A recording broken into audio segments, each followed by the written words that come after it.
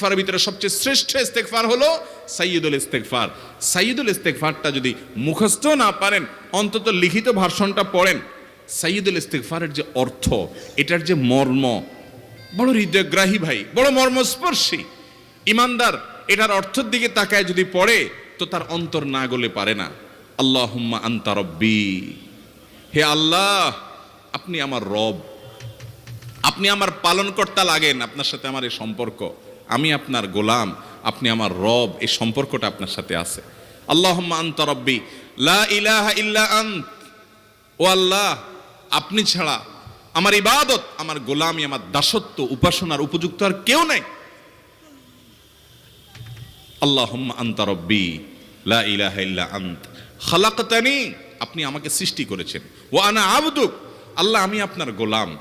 দেখেন কিভাবে আল্লাহর সাথে সম্পর্কটার কথা